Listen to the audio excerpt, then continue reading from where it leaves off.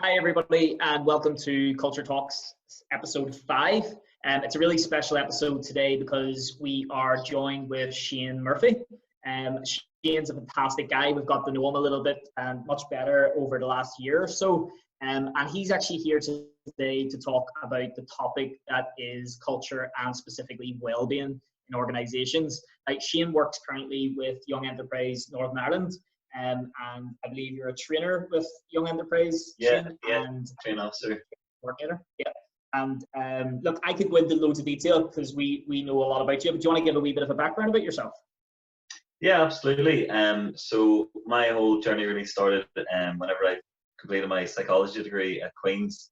After that, I worked in a psychiatric unit. So in the psychiatric unit, my whole idea about psychology and about people's recovery completely changed. I think there's this myth that mental illness is something that's stuck with you for life. But the clients that I work with in the psychiatric unit, I saw people coming in, taking care of themselves, taking responsibility for their own issues, and then going back into the community, getting jobs, getting back into their family.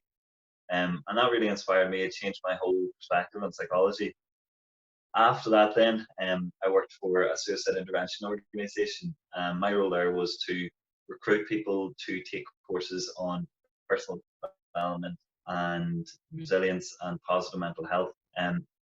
So I did that role for about 2 years. In that time, I had 5,000 people trained in suicide intervention and counselling techniques.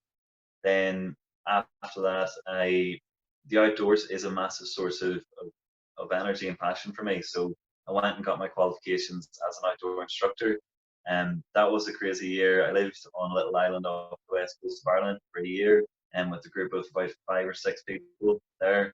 And then after that, I decided that I wanted to take this knowledge of how people can recover and develop and apply it to entrepreneurship, because entrepreneurs for me are types of people that really harness their own strengths and their own abilities and inspire other people. So I got the job with Young Enterprise, and in the last year and a half working with Young Enterprise, we talked to about 20,000 people in Belfast alone, and we've reached about 90,000 people all over Northern Ireland each year. So my role in Young Enterprise is to deliver talks about entrepreneurship, employability, developing people's skills. And one of the most exciting projects that I worked on with that was taking a group of young people through company ideation, coming up with a product, right to the stage where they're selling the product.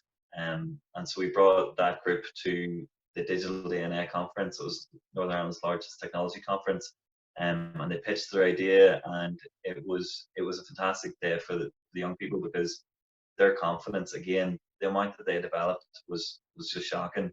I got to know you guys because you were volunteers with Young Enterprise. I think we just met for coffee one day and just sort of have a chat.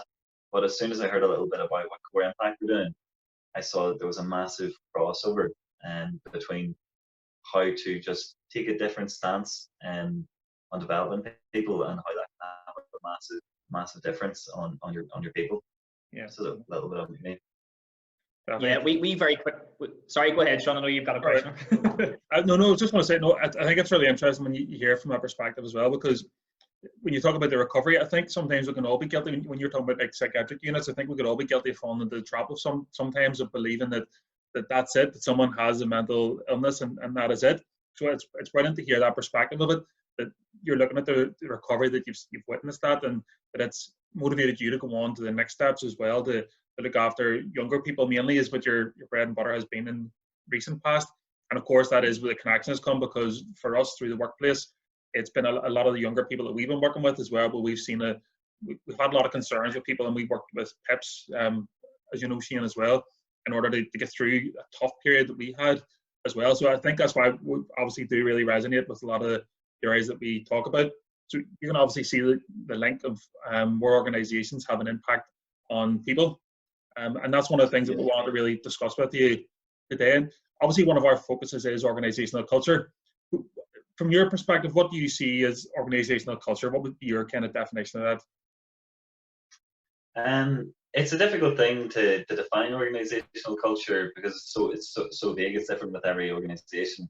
But for me, an organization's culture is not just about how people are treated. It's more about the emphasis that an organization puts on the relationships between people.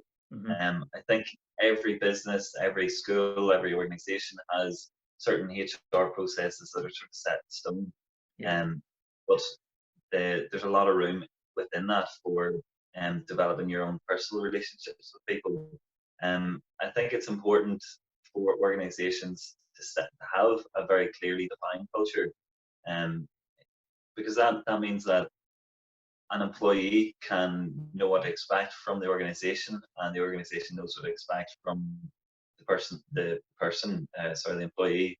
But to give an example of that, and we were talking before about how certain organizations expect people to show up to work, do their job, and leave, and to take anything that's in their personal lives and just leave it at the door. But I think there's a certain amount of that that's true, and I think everyone obviously want to be professional in your own personal life. But if you're going to have an organization where you want to just develop people and not just work them to the bone, then it's really, really important that you set an understanding that some of those personal issues, you can't really leave them at the door, and they're best brought into the light and discussed a little bit. One thing that I learned from suicide intervention was that people are often very, very afraid to bring up that word, or to bring up the elephant in the room. What I discovered was that sometimes if you can calmly and confidently address the elephant in the room, that's a massive relief for some people. It's a huge relief. Maybe you as an employer or you as a manager, maybe you're not the right person to go through the process of treating that person, but you've taken a massive step in addressing that's an issue, and then you can go and signpost somebody else. I think that's really, really important to know, that you don't have to be the person that's going to rescue this person. You can be somebody who's going to signpost it on, and that's probably one of the best things you could do. I think that's one of the things that we experienced as well, because at first we faced that challenge as well at the beginning. We were kind of going, do you address the elephant in the room? Do you be that direct about it? And although we felt that it was the best way to go, we were never really quite sure until we spoke to someone who really had knowledge about it, and just to confirm that was. We done a wee bit of brief training in terms of mental health and things like that to support us. And this is something I'd recommend other organisations to do as well, is to speak to other people who do have knowledge in this area, so that you do know what you're doing. Because there are times where we felt that we were trying to give advice and support people, but we were kind of worried as well that we were giving them the wrong advice, or that we come in the next day and a person might not show up to work because of something that we've said incorrectly. Yeah, the simple understanding of being direct, as you say, Shane, like pointing out the elephant in the room. I know for most, I can tell you from a leadership and a management perspective, when we were given the advice we were given to some of our team members, we were afraid to point out and ask the question, in the worst case scenario, are you feeling suicidal? Have you had suicidal thoughts? But in fact, that, as you say, that's the best thing you can do, because sometimes it can shock somebody into realization and create action, and hopefully in a positive light with the support you're giving them. So it's so important, I think, for anyone watching this, that if you have somebody, whether it's a friend, it doesn't have to be a work setting, it could be a friend, whether it's yourself, always make sure that you reach out if you come to that realization, or if you have somebody who's close to you or you're working with, ask the question. And sometimes it's easier to speak to somebody you don't know, because you're not afraid of judgment, you're not afraid of the fact that you're going to have to see them every day, and that's why I think a lot of people maybe speak to doctors and therapists or counselors in that sense. Yeah, but I think that's why I was sort of very excited to hear about what Core Impact we're doing, because it's all well and good if you think you know what the elephant in the room is. It can be unhelpful to project issues onto somebody. So say you have a team, you're managing the team, and you see somebody and you think that maybe there's some issues going on at the home. If you're making assumptions about that, if you are maybe projecting things onto them, if they remind you of somebody that you've had difficulties in the past before, core impact, and Sean and John used to talk a lot about communication and understand like proper communication. Yeah. If you're using communication is the right tool to enable you to have that conversation, as in to be a sort of a people detective. You're not just making assumptions, you're asking people questions, you're creating an environment that's both safe and challenging, where you and that person can really figure out what the elephant in the room is. Yeah. But I think it's really, really important in terms of culture to seek to understand first before being understood. So definitely part of that conversation is just a lot of listening, a lot of active listening, paraphrasing, making sure that somebody feels that they're understood, regardless of the issue. The suicide intervention model that I would teach to counselors and psychologists follows the pathway for assisting life, and that pathway can be used for addressing any issue. It can be used for addressing a lack of motivation, any disputes, any sort of arguments that people have had. It gives you a very evidence-based reason why you're asking this question, and you can follow each step through the process, and that's something that really anybody can learn. And it's again, what you guys are doing is you're encouraging managers and leaders to develop themselves so that they can help develop other people. So yeah, I think no, definitely that's the way to go. Totally agree. And I think that with the skills, because I'm glad that the conversation is going the way it's going, because you're sort of overlaying the topics that we're hoping to cover. But I think it's important to know that the sort of the tips and the guidance you're giving there for leaders is also true for promoting positive mental health. It's not just because obviously it's easy to get bogged down and think, well, that's a dreary topic.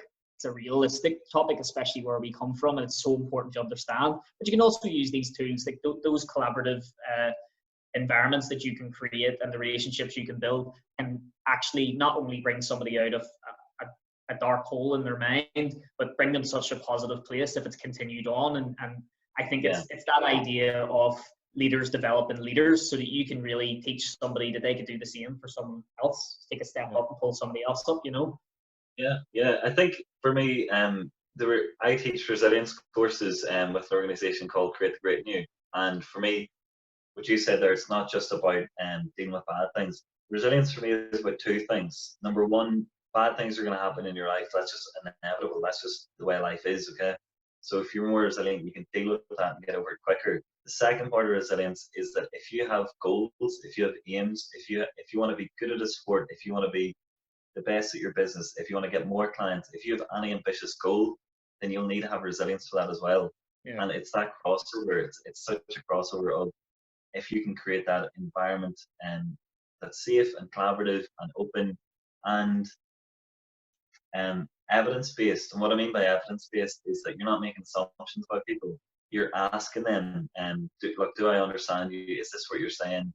Are we on the same page here with this? Yeah. That's so important. It's not just about trying to deal with bad situations. If you've got an exceptional employee and you don't know how to get them to the next level, then it's the exact same type of model that you use. Absolutely, yeah. I love that idea as well of understand first before being understood. That's one of the things one of the lines I read the Stephen Covey book, and that was one of the 7 habits, and that was one of the things that really always stood out to me. But that idea of creating that safe space as well. And one of the things that, from an employment perspective, just sort of backing up what you were saying there, is creating that safe space in the communication. I think if you have a regular communication, one of the things that we would talk about is a development plan. And that's a regular sort of conversation.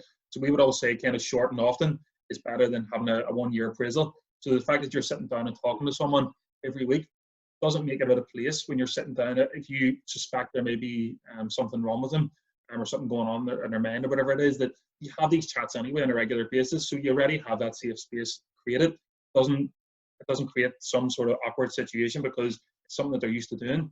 And as long as you're having an open conversation, they trust you, then generally you're going to get the concerns that they have as well, and it gives you an opportunity to kind of discuss them with them. Yeah, like see if if nothing else, the amount of buy-in that you get from your employees, and that's where you start seeing the behavior starting to change, because we talk about, like, if you look at the definition of culture from the dictionary, it says it's about behaviors and values. And when you start looking at the behavioral aspects, like for us, Sean, you'll know that, and Shane, we've shared this with you in the past, but when we took that step forward and threw out the idea of we never had the idea of leave your problems at the door, but the open door policy that we created, it wasn't a policy, it was a way of life. It was just tell us what's going on, and business operations are always going to continue. And of course, it's important to keep the business operating, but you don't have your people at 100%, or at least working towards 100%, and you're not going to have the outcomes that the business could have otherwise. Yeah, I think Sean, you were mentioning there that just having one appraisal a year isn't enough, and making a habit and really ingraining it into the culture of the organization is so important, because a lot of people pay lip service to talking about development, talking about caring about their people and things, but I think it is so true for so many different psychology principles. You can know that you have a cognitive bias, or you can know that there's a problem, but if you're not actively combating it, then you're not really in control of it. So the example I give for this is whenever, say, stress, for example, if you ask somebody, do you get stressed? Most people will say no, because they're thinking that being stressed is a weakness. But a better question to ask people is, how do you deal with your stress? And you'll find that the people that are most active and most productive have practiced strategies of dealing with their stress actively. So what that brings you on to is that if you are practicing having those small conversations about little issues, then whenever you come to having a big issue in the office, then you've already sort of practiced a few of those how to verbalize. Because even if you give a personal example from myself, years ago, I went through quite a difficult time with my own mental health, and one of the things that I really struggle with, one of the things that's is very common across that, is not wanting to reach out for help. So something that my brother and I did was, he helped me to just record voice clips. Instead of having a conversation, we made it that bite-sized chunk. So it was just voice clips about what was going on that day, how I felt about things. And then that meant that any time that I really did need to reach out for support, I had already it was as if I had already that bridge built, or that infrastructure was already built, and it meant I could just do it straight away. And the effect of that was, instead of having something run around my mind for a week or 2 weeks, I could talk to him, it would be sorted, and then that I wouldn't go down as low, and my recovery was much quicker. So people say, like, knowing is half the battle. I don't think that's true. I think you have to know a theory, you actually have to practice it day to day.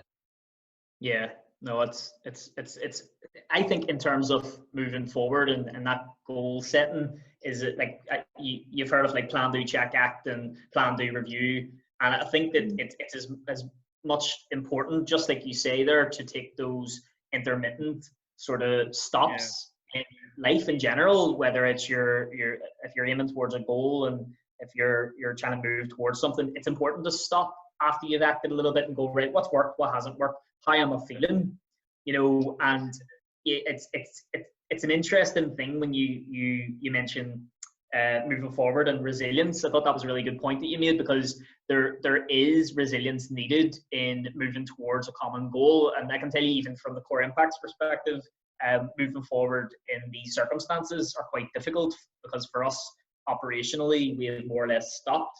But it's also about looking at it and saying, right, well, let's look at the bright side of life here.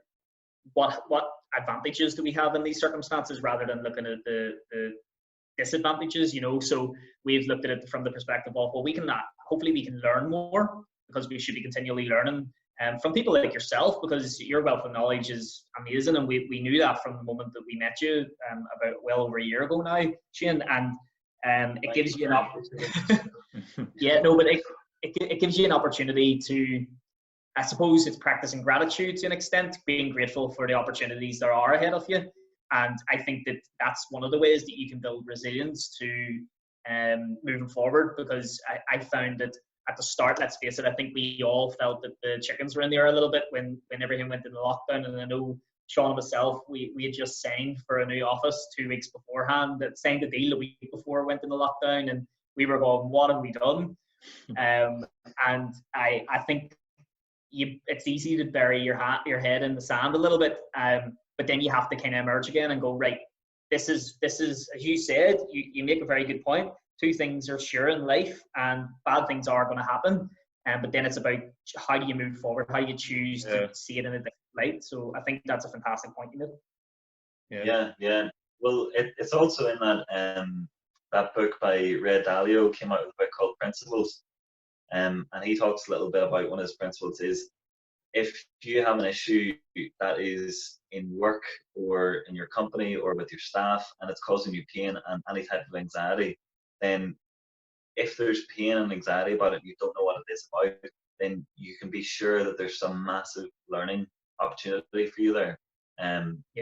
You just need to figure out what exactly it is. If there's something that is pinging against different parts of your brain, then you know that either you're not acting in accordance to your own values, or something's not happening. And whenever you figure that out, then going forward, you can be sure that if you've dealt with that situation right, that any time it happens again, you understand that it's just another one of these, and you'll deal with it quicker and you'll deal with it better. Yeah, I think you do. It's like kind of adjusting to different scenarios, the same as we're sort of adjusting the lockdown, where at first I think it was a panic that every time you walked outside the door you were going to get COVID, but then after a while it kind of settles down. You're kind of a bit more relaxed about it because you just become more accustomed to the situations. So it is interesting, that kind of idea. I must actually check a book. Give me a few notes here, even after all the conversations we've had. I'm getting more notes off you here still, so it's we're always learning. These are things you can do. I'm taking them too. One of the other things I wanted to ask you about was, we've already touched on it a fair bit already, but one of the reasons why we actually started Core Impact came from the experiences we had working with different individuals who had their own individual struggles in that, and thankfully they come out in a positive way on the other side of that. What kind of impact do you feel that workplace culture does have on an individual's mental health? I think obviously what people in general, obviously sometimes there's a lot of people that generally don't enjoy their jobs, so sometimes people can think that work can affect your mental health in a negative way. But honestly, what I've really experienced is that if you have an organization that you've established a good network with, if you've established good expectations with, then your workplace can really have a very uplifting effect on you. For example, in my experience, I worked with an employer before, and I really enjoyed my job, and it allowed me to do things, allowed me to do training, allowed me to develop people as well. But at that same time, I had 2 or 3 organizations asking me to do other mental health training. And at that stage, my weeks were just really packed, and I wasn't sure about how I was going to do both of them.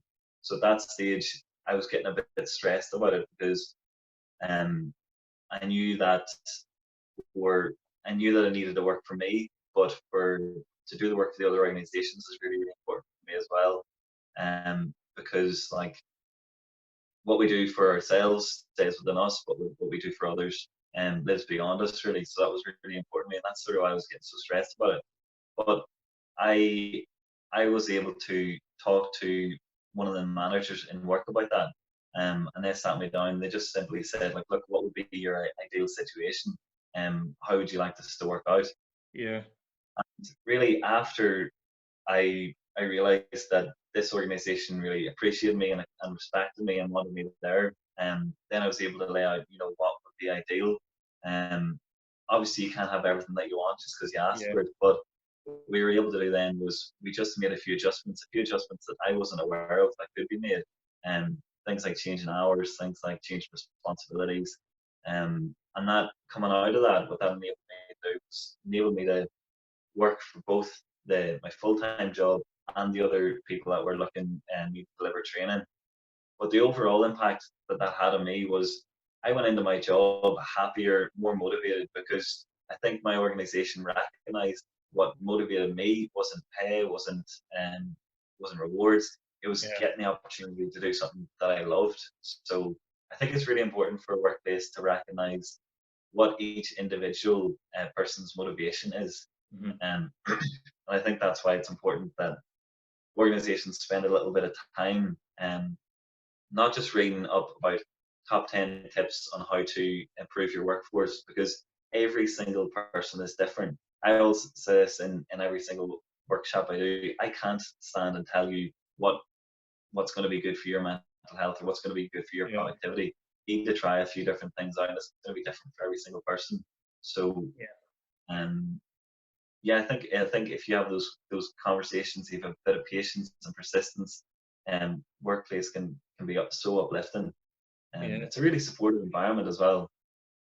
It is, and it is. I mean, it's a place I think where people can go to maybe rest their mind away from the day-to-day life if it's done properly. And I think from what you're saying there, I mean, as always comes up, communication is the vital ingredient there. And if Yeah, if your employees feel confident enough that they can approach you to have a conversation with you, it can work out so much better for everybody, because, as you say, some reasonable adjustments can be made, and they don't have to have a major impact on the organisation. Again, that's you say, it's one of the things we've always found as well. When we were approached by team members, we were able to make a couple of small changes. It didn't really impact the day-to-day workings, but it meant the world to them, and you get so much value back from that as well. And that's where you get all the positivity from. That's where positive cultures come from. And when they get people like yourself in who are dedicated to the organisation, then everybody wins. I mean, why people don't do it, I don't know, because it's actually quite easy once you start into it. yeah. It's just getting the process flowing, isn't it, at the beginning?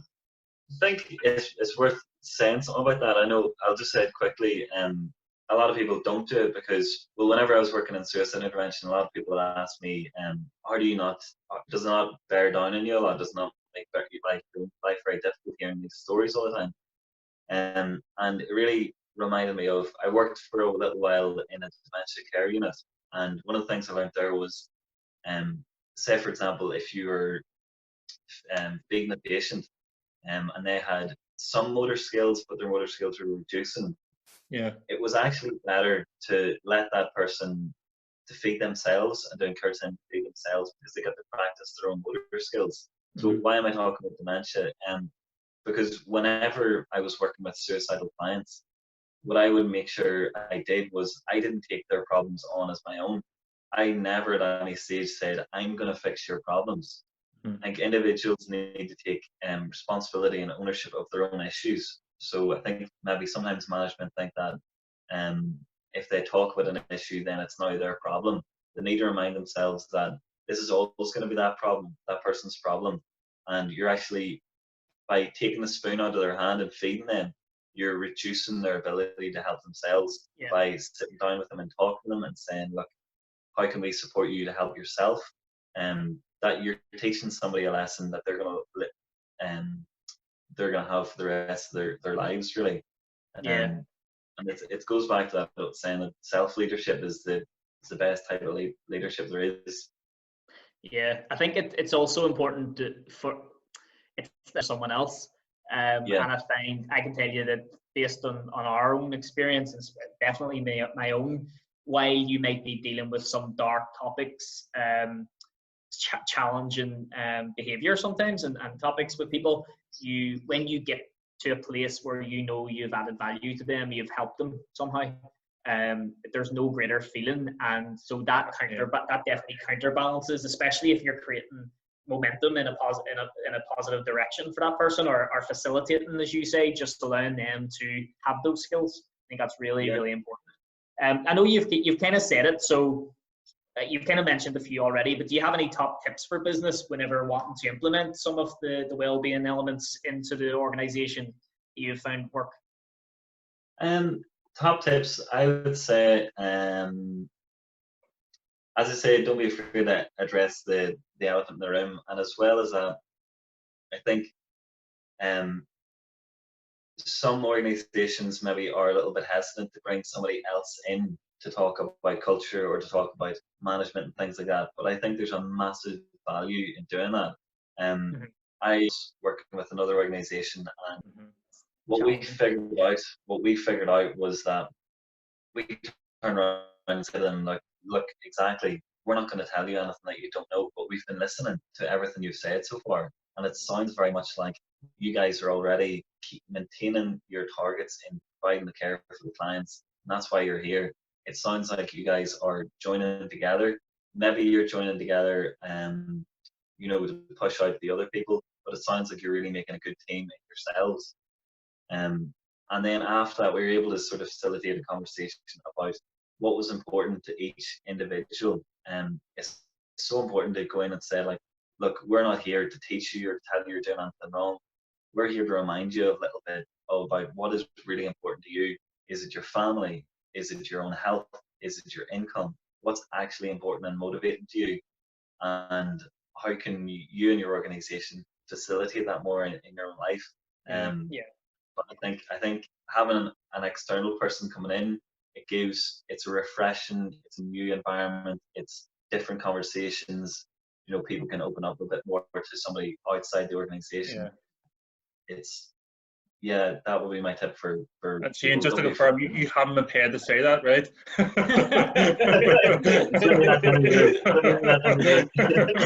Don't try it after. Shane, so look, I genuinely could, and we have talked for longer, but from your own perspective, because everything we do, and I completely back up what you said, of course, there are organizations, hint, that can come in and help out with these things, but in all seriousness, there's many organizations out there that are there to help. I think it's really important to learn what organization fits best for you and how they can help you. But for you personally, we always we're going to start trying to ask a question at the end of each video that we do or webinar that we do, and just want to know what's your own personal vision? Own personal vision. I was thinking about this a little bit earlier, and I've already mentioned like what's really, really important to me.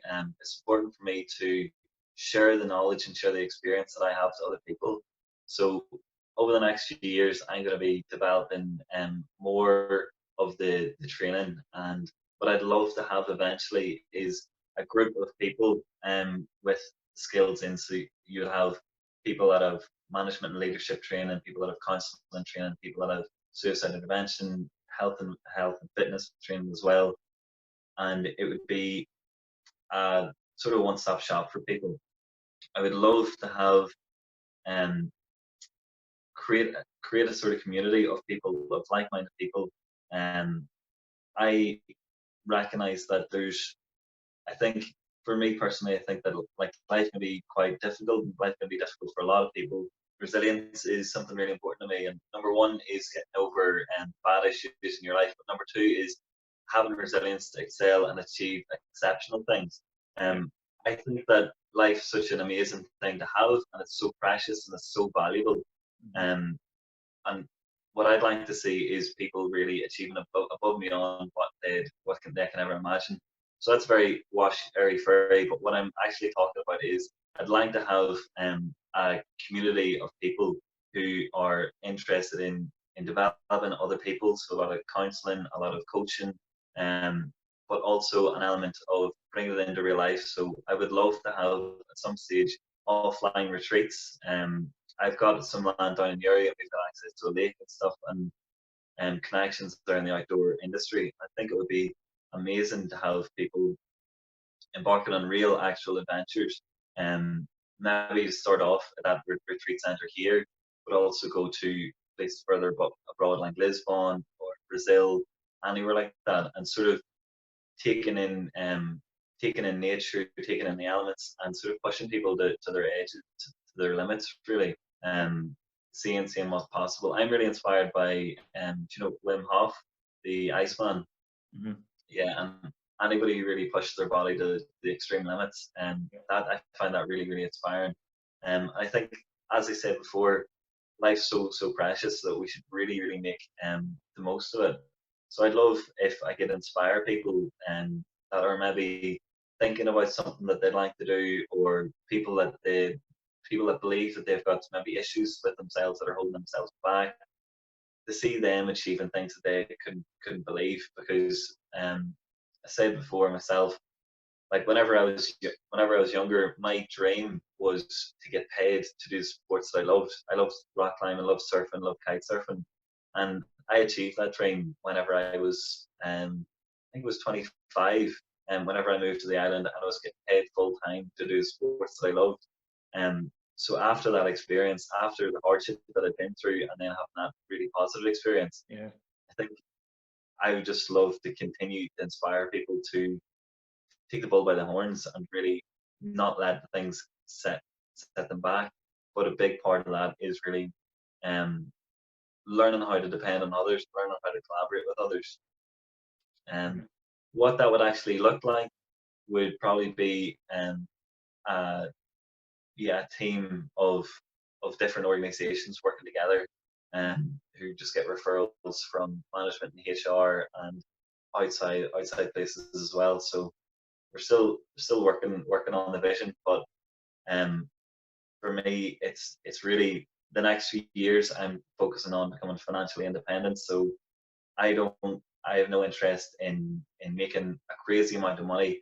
I want to make enough money so that I can continue to help other people every single day, because that's what makes me happy. That's what inspires me. Yeah. So I hope that answers your question.